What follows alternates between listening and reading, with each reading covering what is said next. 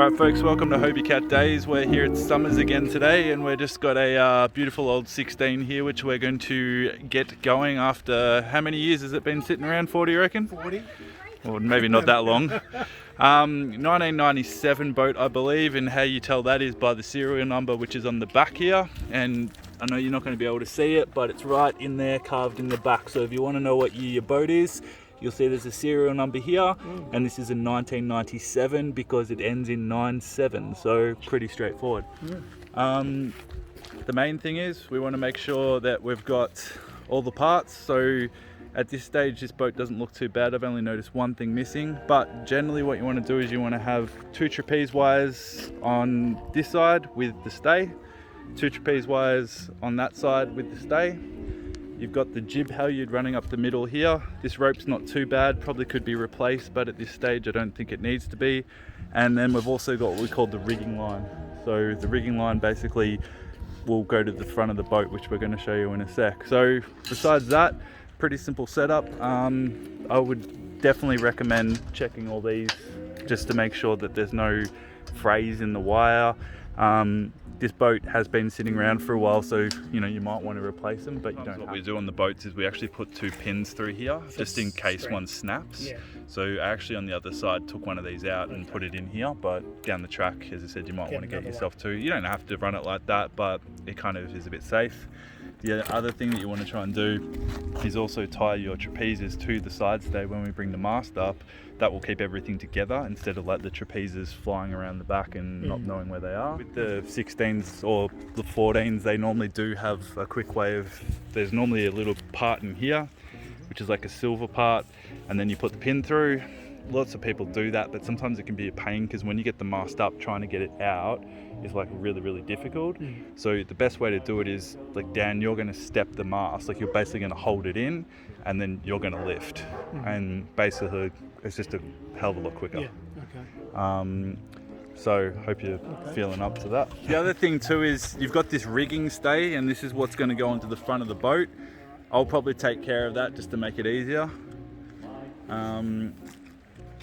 And yeah, we'll see how we go. This ball has to sit in this hole. Yeah, so what you want to do is... Which way does that want to face? This is the back. That's where the pin is? That's the pin, yeah. Yeah, so that's the front. Yep. And then what you want to do is you want to kind of hold it in. Now, the other thing too is make sure that the wires are sitting on top of the tramp, because you don't want to get it halfway up and get it caught underneath the back. So Dan, you get it into the step. Go, big push, big push. Oh, you have one job to do. Push her in, that's it, yep. Push, go, watch your fingers. We're going to use the shackle key. Yeah, so undo that, and that's going to go to the top of that shackle on the jib. We could release a bit. Yeah, so exactly, but don't let that Go. fly, because otherwise you'll be chasing it if you got wind. So actually we probably need to do that. Yep. But I normally just tie it off there when the boat's in dry dock, just because, you know, like I said, what I was saying before is you can see how it's free now. Yeah. So what you want to do is attach that to the top of the jib, but make sure that it's not twisted. So when we actually look at it, see, actually it might, no, it's pretty good. So that's just going to go directly onto the jib clue. Oh, I don't think it's called a clue, but whatever that. And try not to let go. Now, the other thing that you want to do then is take the bottom of the jib, so find the front of it, which in this case is... Place it to the top. Yep. So, and pre-tie it. So take this bit here, and now when we're running and racing, we want to get the jib as low as possible. So this one's on the second hole. I think we'll just keep it. So basically pull that pin out there. But hang on, so if you're just cruising, you go higher? Nah, I'd say rule of thumb, same. Just keep it where it is. This is on the second hole. I'd say for you, just keep it on the second hole, because you know that it's consistent. Sometimes it's a real pain because we can actually see here the bridle's twisted a bit. Yep, and then just put it through. Yep, and then now these split pins are good, but they are dangerous too, because if it does come undone, that means the rig can come or will come loose. So maybe down the track replace it for a shackle. You don't have to. Because it's just closed. Yeah, and it's probably safer. So once you've done that, you can hoist her up. So basically that rope there. Yep. Nothing, there isn't an electric winch or anything? Not on that. You can. I have seen them with electric winches, I'm but gonna have to get an electric winch. but basically that controls the rig tension. So what you want to do is pull it on nice and tight. But before you do that, actually, you want to grab the end of the rope wherever that's gone. This pulley here. Any doesn't Yeah, matter. so through that. Oh, it's missing. No, come Oh, no, through. yeah. Yep. And then we're going to take it up to this one on the other side. So come through that Oh, side. really? Yep. Oh, we need to follow something like that. That's. You And twist then, it. because then it'll go into the cleat. I see. So what you want to do then is make sure that you pull up the slack. Make sure there's no twists. Hopefully we got lucky, which we have. You can see the dust coming off the... Yeah. That's And good. then basically this will bring the tension on the rig. So I want you to pull that on as hard as you can. Because basically, see these wires here? Yeah. We want to get them nice and tight. We're not setting this up for racing, but it should be quite firm. That's probably a bit loose, but for today it's fine. Yeah.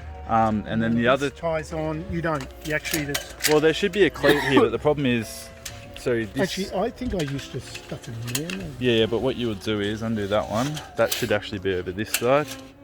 And then there's your cleat there. So you can tie it off there as well. Yep. Yep. And then, yeah, what you can do then with the remainder of the rope is wrap it up. And I actually keep a tramp bag on the thing and I stuff it in the tramp bag. Or here you've actually got this pocket. Yeah. So what I would do is actually run it up underneath. So around the front. Yeah, No. I normally go underneath and come back up through there. Okay. It's definitely not in the way. Hey? Yeah, especially for racing, you want to have minimum sheets, and then just stuff it in the pocket, Yep. and that's it. As I said, so just the line of sight would be you come down from here, you go through the pulley, up through here, through this pulley, down into the cleat, and then we're going to go around the cleat there. Yeah. And that basically is your jib and rig tension. The looser the rig, the less power the boat will have. So if it's a really windy day, what you want to do is have a looser rig. This would be a good example of a loose rig. If it's not windy, pull it on as tight as you can get it. Really? So Yeah. less wind? Yep, so Less wind, tighten everything, tighten this stuff. correct. And then in heavy wind, you can let it off a little bit. Basically, this will depower the boat. Because okay. Yeah, Oh, okay. yeah. So it's kind of like a wind But surf. if you don't want it to be depowered, let's say if you want it to go fast in a strong wind, you tighten it all up? Yeah, correct. And it depends on weight as well. It depends on how much weight you got on board. So the heavier the weight, the tighter the rig normally. So yeah, but that looks really good to me. So yeah, that's kind of step 2, I guess. All right. Um, Everything was fine, and then he goes and says it's rusted. if you get a bit of corrosion here, don't worry about it. Eventually these can be replaced by a sailmaker. Not very expensive, maybe $5 or something. Eventually they'll just break and that'll be it. But yeah, no biggie. So yeah, obviously next thing, make sure you attach the shackle to the top of the main. Beautiful. Now, you can do this by yourself or you can do it together, but if you want to take that, Brian, and go in where Dan is, make sure that there's no kinks. Yep. So you need to feed that in. So obviously if you've got 2-man crew, one feeds, one pulls. So Dan, if you feed it in, make sure that it doesn't get caught on the trap wires. Yep, keep going. Now the thing is, because the battens are off, it's going to be super easy to get it up today, but if the battens had tension, you do need a medical degree to get it up. Now at the top of the mast there's actually like a pin and a lock, yeah, so you need to keep going all the way till it gets to the top. Now I'd come in, the closer you get to the boat, the better it's going to be for you to pull up. It's going to be a lot easier on you. Yep. Now when you want to lock it in, walk yourself forward with that, yep, and it should lock in. Now let go. Yep. Now double check it by pulling down on the sails, so give it a good tug and it shouldn't come down. That's it. Yep, doesn't need to be tight because it's actually got no pressure on it. Yeah. And then again, same deal as with the jib, you just wrap it up, pull it under the thing. So then the next thing you would do is grab your boom, which unfortunately you're missing a gooseneck. Normally there should be a gooseneck in here, but we're missing it. So what would normally happen is we'd have the gooseneck in here, and I'll go over to my boat and show you in a sec. This is the downhaul that would attach, and that's what kind of pulls the tension down, but we don't have that. We're also missing the but I think when you go to Hobie or whatever to buy it, you'll have to buy the whole section, and that should, as far as I know, either unscrew or I think the rivets hold it in. I'm not 100% sure. Someone will probably tell me on YouTube anyway what it's done, but it should be pretty easy to get out. I think it just unscrews. So that's your gooseneck, and that's probably the most important thing. And then the other bit that you're missing as well is the blocks. They look like expensive. Well, they are. They're probably one of the more expensive, but when you buy the blocks, you'll get the bottom block Yeah. and you'll get the top block, and then you buy the rope separately. Okay. I don't have the rope. No, No. and you don't have the Someone's- blocks. Yeah. Right. So I need to get So you need blocks, that and yep, and then you need to get the goosenecks. Yeah. and gooseneck. Oh, yeah. And again, off the top of my head, I think they call it a HOBIE power pack. Like you can actually buy it from Scott Lovick Hobie or any Hobie dealer. So it comes, as far as I'm aware, with everything. So it might be like $400, but you'll get the rope, you'll get the two things, or you buy them individual. This brand here, I think, would be Harkin, which is pretty common. And yeah, that's about it.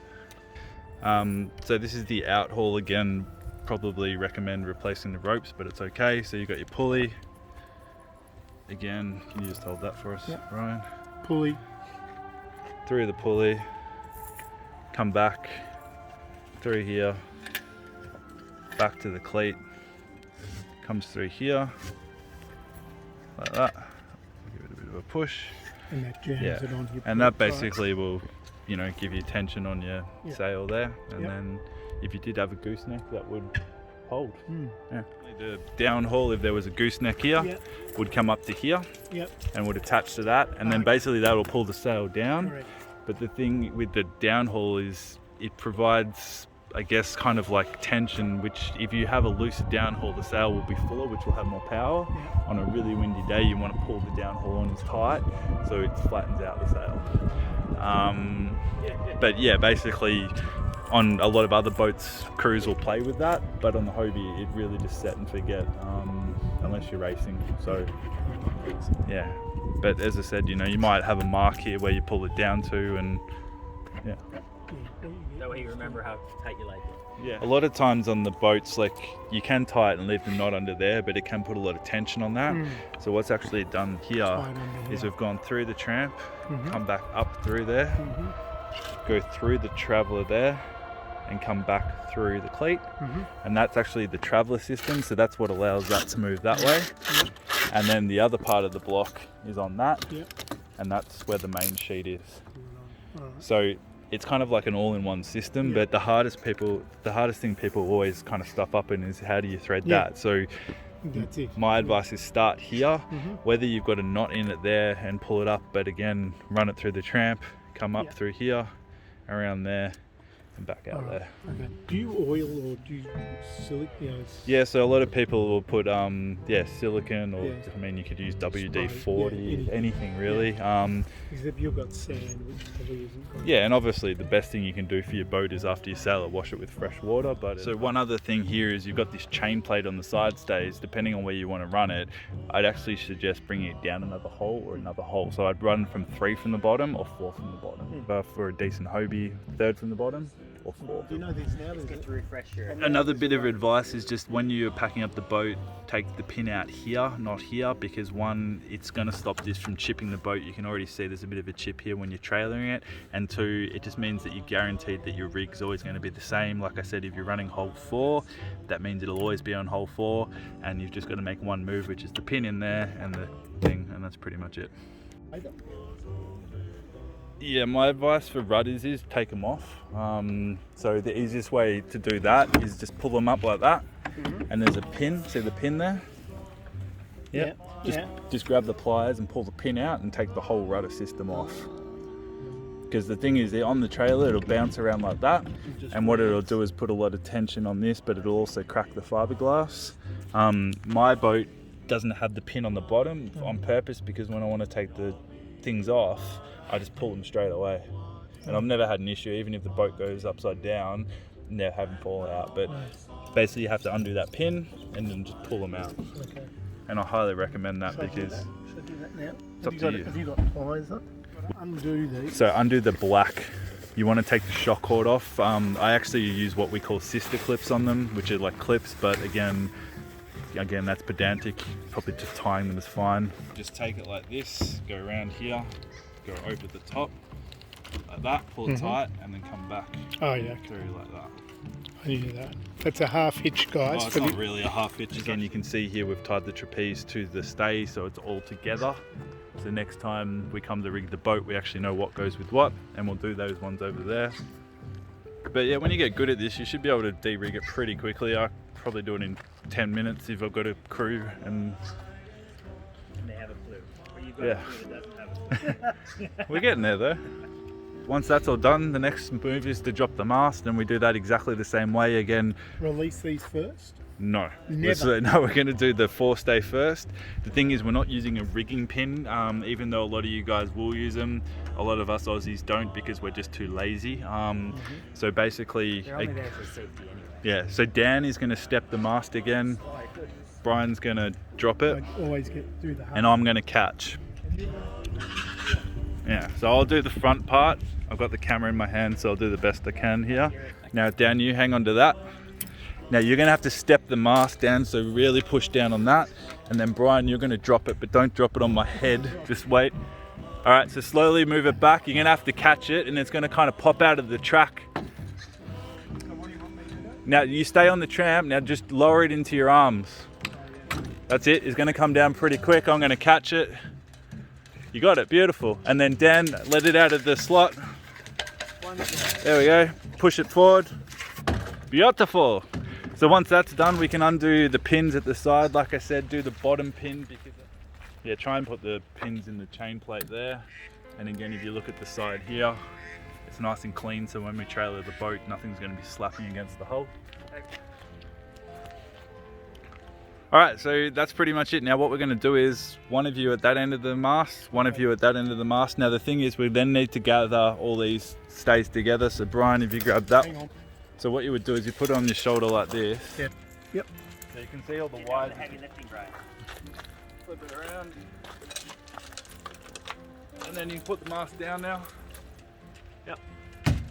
And then we'll just tie it all off at the end.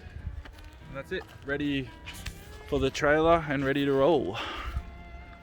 And that's pretty much how you de-rig a Hobie, kind of. Yeah, well, it is.